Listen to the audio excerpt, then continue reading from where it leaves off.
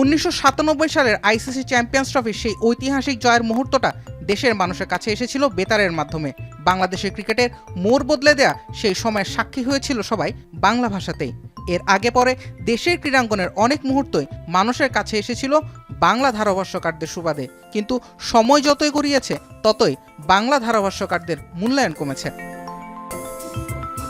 বাংলা ধারাভাষ্যে প্রায় 4 দশক পার করেছেন আলফাজ উদ্দিন আহমেদ। দীর্ঘযাত্রায় পেয়েছেন নানামুখী অভিজ্ঞতা, তবে সাম্প্রতিক সময়ে তিক্ততার পাল্লাটাই ভারী। সম্প্রতি যে আমরা ভারতের সাথে বাংলাদেশের খেলা হলো, আপনারা জানেন বাংলা ধারা বর্ণনা কোথা থেকে করা হয়েছে? উত্তর প্রান্তে, এখানে গ্যালারিতে বসে মানুষদের মধ্যে আমি কমেন্ট্রি করেছি, আমার সাথে প্রদ্যুৎ কুমার রায় ছিল এবং রেডিওর সেই ইনস্ট্রুমেন্টগুলো সেখানেই ছিল। কেবল তাই নয়, বাংলা ধারাভাষ্যকাররা শিকার হচ্ছেন নানামুখী বৈষম্যেরও। পারিশ্রমিকের দিক থেকেও যথাযথ মূল্যায়ন পাচ্ছেন না বাংলা ধারাভাষ্যকাররা। একটা ওডিআই ম্যাচ কমেন্ট্রি করলে প্রায় $500 পায়।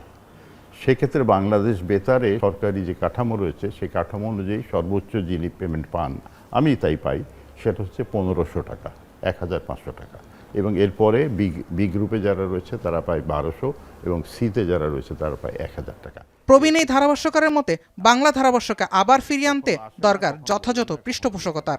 বাংলা ধারা বর্ণনাকে উচ্চ স্থানে নেওয়ার জন্য একটা পৃষ্ঠপোষকতার দরকার রয়েছে। একটা চাহিদা সৃষ্টি করতে হবে। বাংলার ধারা বর্ণনা কেন উন্নয়ন হচ্ছে না, এটা নিয়মিতভাবে যারা এর সাথে সংশ্লিষ্ট, যেমন সম্প্রচার কর্তৃপক্ষ, তারা যেমন কিনা টিভি চ্যানেলগুলো যারা এখানে রয়েছেন, তারা কেন বাংলাকে মেন উইন্ডোতে জায়গা দিচ্ছেন না, এটা কিন্তু জিজ্ঞেস করতে হবে। এবং সে জিজ্ঞেস করবে কারা?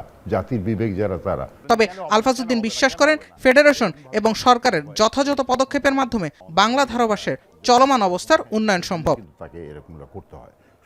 জুবায়ের আহমেদ, এখন। শিয়া বাটার ও ভিটামিন ই সমৃদ্ধ লিলি বিউটি সোপ, তারুণ্যময় উজ্জ্বল ত্বকের জন্য।